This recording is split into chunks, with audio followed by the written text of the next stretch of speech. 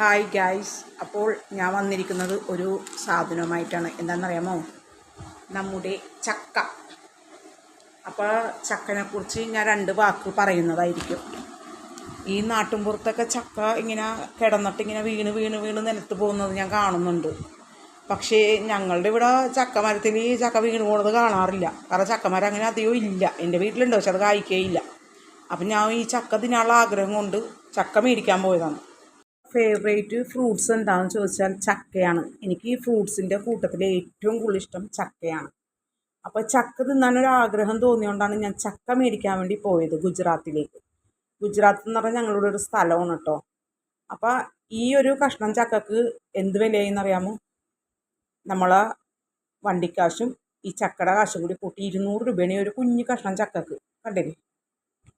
അപ്പോൾ ഇത് ഞാൻ പറയാനുള്ള കാരണം, നാട്ടിൻപുറത്തൊക്കെ എന്തോരം ചക്കകളാണ് വെറുതെ അടിച്ച് കളയുന്നതും അതുപോലെ പക്ഷികൾ കൊത്തിക്കളയുന്നതും ഒക്കെ ചെയ്യുന്നതൊക്കെ ഞാൻ കാണുന്നുണ്ട്. അപ്പം നിങ്ങൾക്കൊരു വിലയില്ല, പക്ഷേ കൊച്ചിയിൽ ഇത് കിട്ടാൻ ബുദ്ധിമുട്ടാണ്.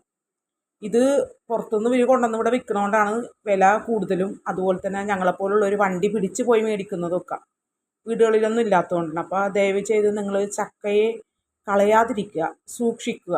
കാരണം ഗൾഫിലൊക്കെ ഇതിലും വലിയ വിലയാണ്. 800ഉം 1000 ഒക്കെ വരും ഒരു കഷ്ണം. ഇവിടെ 200ഒക്കെ വരുള്ളൂ. അപ്പോൾ ഇത് കാണുന്നവർ നിങ്ങളുടെ വീട്ടിലുള്ള ചക്കമരത്തിനെ സ്നേഹത്തോടെ പരിപാലിക്കുക. രണ്ടാമത്തെ കാര്യം, ചക്ക കളയാതിരിക്കുക.